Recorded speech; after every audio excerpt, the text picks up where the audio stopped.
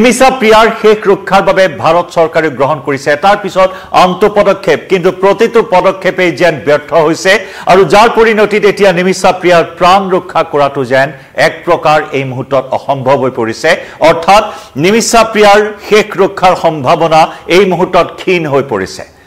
নমস্কাৰ প্ৰিয় দৰ্শক মই জয়ন্ত মাধৱ গোস্বামী আপোনাক স্বাগতম জনাইছো নিউজ 18 অসম নৰ্থ ইষ্টৰ ডিজিটেল লাইভলৈ ডিজিটেল লাইভত ৰৈছো এই অতি স্পৰ্শকাতৰ তথা উদ্বেগজনক এটা বিষয়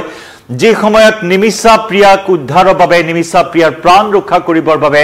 ভাৰত চৰকাৰে পদক্ষেপ গ্ৰহণ কৰি আছে সমান্তৰালকৈ নিমিষা প্ৰিয়াৰ পৰিয়াল বিভিন্ন সংস্থা বিৰোধী ৰাজনৈতিক দল বা দেশৰ ৰাজনৈতিক নেতাসকলেও নিমিষা প্ৰিয়াক কূটনীতিৰ জৰিয়তে কূটনৈতিক পদক্ষেপৰ জৰিয়তে প্ৰাণ ৰক্ষা কৰি ভাৰতলৈ উভতাই অনাৰ দাবী জনাই আছে তেনে সময়তে কিন্তু সম্ভাৱনা যথেষ্ট ক্ষীণ হৈ পৰিছে এই মুহূৰ্তত নিমিষা প্ৰিয়াক ৰক্ষা কৰাটো নিমিষা প্ৰিয়াক মৃত্যুদণ্ডৰ পৰা ৰক্ষা কৰি ভাৰতলৈ উভতাই অনাৰ ক্ষেত্ৰত যেন এতিয়া সময় তেনে তাকৰ ভাৰত চৰকাৰৰ হাতত যাৰ বাবে এক ডাঙৰ প্ৰশ্নবোধকৰ মাজত সোমাই পৰিছে নিমিষা প্ৰিয়াৰ জীৱন কাৰণ মাত্ৰ কেইটামান ঘণ্টা বাকি আছে 16 জুলাই ইতিমধ্যে নিৰ্দিষ্ট কৰা হৈছে নিমিষা প্ৰিয়াৰ মৃত্যুদণ্ডৰ দিন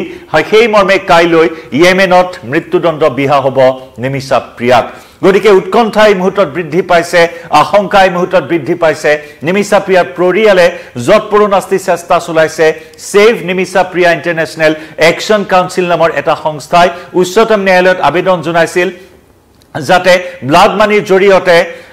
যিজন লোকক নিমিষা প্ৰিয়াই হত্যা কৰাৰ অভিযোগ উত্থাপন হৈছিল সেই লোকজনৰ পৰিয়ালক সেই ক্ষতিপূৰণ আদায় দি নিমিষা প্ৰিয়াক ৰক্ষা কৰি ভাৰতলৈ উভতাই অনাৰ বাবে আবেদন জনোৱা হৈছিল উচ্চতম ন্যায়ালয়ত আৰু সেই মৰ্মে কালি দিনটোত উচ্চতম ন্যায়ালয়ত এক শুনানিও গ্ৰহণ কৰা হয় ন্যায়াধীশ বিক্ৰম নাথ আৰু সন্দীপ মেহতাৰ বিচাৰপীঠত শুনানি গ্ৰহণ কৰা হ'ল যদিও এই মুহূৰ্তত সম্ভাৱনা তেনেই ক্ষীণ হৈ পৰিছে নিমিষা প্ৰিয়াক ৰক্ষা কৰাটো ইতিমধ্যে অধিবক্তাই কৈছে যে সকলো চেষ্টাই চলোৱা হৈছে যদিও যেন নিমিষা প্ৰিয়াক ৰক্ষা কৰাটো এই মুহূৰ্তত এক প্ৰকাৰ অসম্ভৱ অধিবক্তাই তেনে ধৰণৰ মন্তব্য কৰাৰ পিছতে সমগ্ৰ প্ৰক্ৰিয়াটোৱে এই মুহূৰ্তত এক জটিলতাৰ মাজত সোমাই পৰিছে কালি যেহেতু শুনানি গ্ৰহণ কৰা হৈছে শুনানি গ্ৰহণ কৰাৰ সময়ত কেন্দ্ৰীয় চৰকাৰৰ অধিবক্তাই জনাইছে যে নিমিষাক বচাবলৈ প্ৰয়োজনীয় সকলো চেষ্টাই চলোৱা হৈছে কিন্তু সফলতা লাভ কৰা নহল অত্যন্ত তাৎপৰ্যপূৰ্ণ মন্তব্য কালি উচ্চতম ন্যায়ালয়ৰ এই শুনানিৰ ওপৰত সকলোৰে দৃষ্টি নিবদ্ধ হৈ আছিল আৰু কেন্দ্ৰীয় চৰকাৰৰ অধিবক্তাই জনাইছে যে নিমিষাক ৰক্ষা কৰিবলৈ নিমিষাক প্ৰাণ ৰক্ষা কৰিবলৈ প্ৰয়োজনীয় সকলো চেষ্টাই চলোৱা হ'ল কিন্তু সফলতা লাভ কৰা নহল অৰ্থাৎ ইয়াৰ পৰাই অনুমান কৰা হৈছে যে নিমিষাক মৃত্যুদণ্ডৰ পৰা ৰক্ষা কৰাটো অসম্ভৱ হৈ পৰিছে অধিবক্তাৰ ভাষ্যৰ পৰাই এই কথা এই মুহূৰ্তত প্ৰকট হৈ পৰিছে এক প্ৰকাৰ যে নিমিষাক ৰক্ষা কৰাটো এক প্ৰকাৰ এই মুহূৰ্তত অসম্ভৱ হৈ পৰিছে সকলোৱে উৎকণ্ঠাৰে বাট চাই আছিল যে ইছলামিক লত যেহেতু নিয়ম আছে ব্লাড মানিৰ জৰিয়তে ক্ষতিপূৰণৰ জৰিয়তে মৃত্যুদণ্ডৰ পৰা ৰেহাই লাভ কৰাৰ এটা প্ৰথা আছে এটা নিয়ম আছে সেই নিয়মৰ মাধ্যমেৰে নিমিষা প্ৰিয়াক ৰক্ষা কৰাৰ বাবে save Nimisha Priya international action council নামৰ এটা সংস্থাই বহুখিনি চেষ্টা চলালে কিন্তু সেই চেষ্টাও যেন এতিয়া ফুটুকাৰ ফেনত পৰিণত হ'ব নেকি বা সেই চেষ্টাত আশাত এতিয়া চেঁচা পানী পৰিব নেকি $10 লাখ অৰ্থাৎ প্ৰায় 8,60 লাখ টকা নিমিষাৰ পৰিয়াল সাজু হৈ আছে সেই হত্যাকাণ্ডৰ বলি হোৱা লোকজনৰ পৰিয়ালক আদায় দিবৰ বাবে কিন্তু কোনো ধৰণৰ এটা সঁহাৰি এই মুহূৰ্তত লাভ কৰিবলৈ সক্ষম হোৱা নাই কাৰণ বিশেষ সূত্ৰ ইতিমধ্যে প্ৰকাশ কৰিছে যে ইয়েমেনৰ যেটো গোচৰত দোষী সাব্যস্ত হৈছে নিমিষা প্ৰিয়া হেয়া অত্যন্ত এটা গম্ভীৰ গোচৰ অত্যন্ত এটা গম্ভীৰ বিষয় গতিকে সেই গম্ভীৰ বিষয়টোৰ পৰা নিমিষা প্ৰিয়াই কোনো পধ্যে ৰেহাই পোৱাৰ সম্ভাৱনা নাই বুলিও দেশৰ সংবাদ প্ৰতিষ্ঠানসমূহে সেই কথা বিশ্বৰ সংবাদ প্ৰতিষ্ঠানসমূহে সেই কথা ইতিমধ্যে প্ৰকাশ কৰিছে আমি ইতিমধ্যে উল্লেখ কৰিছো ব্যাকগ্ৰাউণ্ড যেটো এটা হত্যাকাণ্ড সংঘটিত হৈছিল সেই হত্যাকাণ্ডৰ ব্যাকগ্ৰাউণ্ড কি আছিল ইতিমধ্যে আমি আপোনালোকক সবিস্তাৰে জনাইছো পুনৰবাৰ উল্লেখ কৰিম তেনে কিছু কথা যে এটা অত্যন্ত এটা জটিল পৰিস্থিতি এটা বিশেষ পাকচক্ৰৰ মাজত সোমাই পৰিছিল নিমিষা প্ৰিয়া কেৰালাৰ পলক্কৰ নামৰ ঠাইখনৰ পৰা 2008 চনতে পৰিয়ালৰ সৈতে ইয়েমেনলৈ গৈছিল নিমিষা প্ৰিয়া আৰু তাৰ পিছত তাতেই নাৰ্ছৰ চাকৰি কৰিছিল নাৰ্ছৰ চাকৰি কৰি আছিল ঠিকই কিন্তু যেতিয়া 2014 চনত ইয়েমেনত গৃহযুদ্ধ আৰম্ভ হ'ল আৰু সেই গৃহযুদ্ধৰ সময়ছোৱাত নিমিষা প্ৰিয়াৰ স্বামী আৰু কন্যা ভাৰতলৈ উভতি আহিল যদিও পৰিয়াল পোহপাল দিয়াৰ তাৰণাত বা পৰিয়াল পোহপাল দিয়াৰ স্বাৰ্থত ইয়েমেনতে থাকি গৈছিল নিমিষা প্ৰিয়া নাৰ্ছৰ চাকৰি এখন হাস্পতালৰ পৰা আনখন হাস্পতালত নাৰ্ছৰ চাকৰি কৰি যথেষ্টখিনি অভিজ্ঞতা বুটলিছিল নিমিষাই আৰু তাৰ পিছত নিজাববীয়াকৈ এখন ক্লিনিক খোলাৰ পৰিকল্পনা গ্ৰহণ কৰিছিল আৰু সেই পৰিকল্পনাক বাস্তৱ ৰূপ দিয়াৰ বাবে সকলো চেষ্টাই চলাইছিল ইয়েমেনৰ আইন মতে কোনো বিদেশী চিকিৎসক বা চিকিৎসা কৰ্মীয়ে যদি নিজাববীয়াকৈ ক্লিনিক খুলিবলগীয়া হয় বা ব্যৱসায় কৰিবলগীয়া হয় তেতিয়াহ'লে স্থানীয় এজন লোকৰ অংশীদাৰৰ প্ৰয়োজন এজন স্থানীয় লোকৰ সহযোগিতাতহে কোনো বিদেশী লোকে তাত ব্যৱসায় কৰিব পাৰে ইয়েমেনত গতিকে সেই মৰ্মে নিমিষাক এগৰাকী স্থানীয় ব্যক্তিৰ প্ৰয়োজন হৈছিল আৰু সেই স্থানীয় ব্যক্তিগৰাকী আছিল তালাল আব্দু মেহদী তালাল আব্দু মেহদীৰ সৈতে নিমিষা প্ৰিয়াই একেলগে অংশীদাৰিত্বৰে আৰম্ভ কৰিলে নিজাববীয়াকৈ এখন ক্লিনিক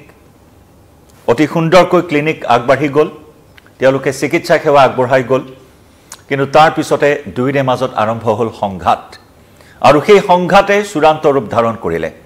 নিমিষা প্ৰিয়াৰ ওপৰত শাৰীৰিক নিৰ্যাতন মানসিক নিৰ্যাতন তথা আৰ্থিক শোষণ অতি ব্যাপক ৰূপত বাঢ়ি গ'ল তালাল আব্দু মেহদীৰ বিৰুদ্ধে গুৰুতৰ অভিযোগেৰে আৰক্ষীৰ কাষ চাপিল নিমিষা প্ৰিয়া আৰু সেই আৰক্ষীয়ে গ্ৰেপ্তাৰ কৰাৰ পিছত কাৰাগাৰলৈ প্ৰেৰণ কৰা হ'ল শাৰীৰিক মানসিক নিৰ্যাতন আৰ্থিক শোষণৰ অভিযোগত অভিযুক্ত হৈ কাৰাগাৰলৈ গ'ল একালৰ ব্যৱসায়িক পাৰ্টনাৰ ব্যৱসায়িক সহযোগী তালাল আব্দু মেহদী আৰু তালাল আব্দু মেহদী যেতিয়া জামিনত মুক্তি লাভ কৰি কাৰাগাৰৰ পৰা ওলাই আহিল কাৰাগাৰৰ পৰা মুক্ত হৈ আহিল তাৰ পিছত পুনৰ আৰম্ভ কৰিলে প্ৰতিশোধ নিমিষা প্ৰিয়াৰ ওপৰত প্ৰতিশোধ পুনৰ তীব্ৰতৰ কৰি তুলিলে তালাল আব্দু মেহদীয়ে ভাৰতীয় 38 বছৰীয়া মহিলাগৰাকীৰ ওপৰত গতিকে পৰ্যায় এনে পালেগৈ যে অৱশেষত ভীতি প্ৰদৰ্শন কৰি নিমিষা প্ৰিয়াৰ পাৰপত্ৰ অৰ্থাৎ পাছপোৰ্ট পৰ্যন্ত কাঢ়ি লৈছিল তালাল আব্দু মেহদীয়ে গতিকে এনেকৈ এটা পৰ্যায়ত 2017 চনত নিমিষা প্ৰিয়াই ভাৰতলৈ উভতি আহিবলৈ চেষ্টা কৰিলে ভাৰতলৈ উভতি আহিবৰ বাবে তেওঁক পাছপোৰ্টৰ প্ৰয়োজন আৰু সেই পাছপোৰ্ট তালাল আব্দুৰ হাতৰ পৰা কেনেদৰে উভতাই আনিব পাৰি বা হস্তগত কৰিব পাৰি তাৰ বাবে পৰিকল্পনা গ্ৰহণ কৰিলে সেই মৰ্মে বেহুজ হোৱাৰ বেজি প্ৰদান কৰিলে আৰু সেই বেহুজ হোৱাৰ বেজি প্ৰদান কৰাৰ নামত অভাৰডোজ দিয়া হ'ল তালাল আব্দু মেহদীক আৰু সেই বেহুজ হোৱাৰ বেজি লোৱাৰ পাছতে মৃত্যুমুখত পৰিছিল তালাল আব্দু আৰু সেই ঘটনা গাপ দিয়াৰ বাবে মৃতদেহ কাটি টুকুৰা টুকুৰ কৰি পেলোৱাৰ অভিযোগ উত্থাপন হৈছিল মৃতদেহৰ সেই টুকুৰা পানী টেংকিত পেলাই দিছিল কোনো এজন সহযোগীৰ সৈতে নিমিষা প্ৰিয়াই গতিকে সেই এটা হত্যাকাণ্ডত নাম সাঙুৰ খাই পাক চক্ৰত নাম সাঙুৰ খাই পৰিল আৰু সেই এটা জটিল আইনী মেৰপেছৰ মাজত সোমাই পৰিল 2 বছৰীয়া বিচাৰ প্ৰক্ৰিয়াৰ অন্তত 2020 চনত নিমিষা প্ৰিয়াক শাস্তিৰ ৰায় ঘোষণা কৰিলে মৃত্যুদণ্ডৰ ৰায় ঘোষণা কৰিলে মৃত্যুদণ্ডেৰে দণ্ডিত হোৱাৰ পিছত 2020 চনতে ক্ষমাদানৰ বাবে আবেদন জনালে ইয়েমেনৰ আদালতে সেই আবেদন নাকচ কৰিলে একেদৰে 2023 চনত সেই শাস্তি ৰায়ত অনুমোদন জনালে ইয়েমেনৰ সৰ্বোচ্চ বিচাৰ পৰিষদেও সৰ্বোচ্চ বিচাৰ পৰিষদতো পুনৰ ক্ষমাদানৰ আবেদন জনোৱা হ'ল যদিও সেই আবেদনক খাৰিজ কৰিলে নাকচ কৰিলে সৰ্বোচ্চ বিচাৰ পৰিষদে গতিকে অৱশ্যম্ভাৱী হৈ পৰিল নিমিষা প্ৰিয়াৰ মৃত্যুদণ্ড আৰু সেই মৰ্মে 2025 চনৰ 16 জুলাই অৰ্থাৎ কাইলৈ হৈছে সেই বিশেষ দিনটো সমগ্ৰ দেশবাসীৰ এই মুহূৰ্তত দৃষ্টি নিবদ্ধ হৈ আছে কাইলৈৰ এই বিশেষ দিনটোৰ ওপৰত সমগ্ৰ দেশবাসীৰ দৃষ্টি নিবদ্ধ হৈ আছে ভাৰতৰ কেৰেলাৰ মহিলা নিমিষা প্ৰিয়াৰ জীৱনৰ ওপৰত এতিয়া যেন জীৱন উলমি ৰৈছে মাত্ৰ কেইটামান মুহূৰ্ত বাকি আছে আৰু এই মুহূৰ্তত ভাৰতীয় কূটনীতিও যথেষ্ট ৰূপত প্ৰত্যাহ্বানৰ সন্মুখীন হৈছে কাৰণ বৰ্তমান ইয়েমেনৰ যি প্ৰশাসন হিয়া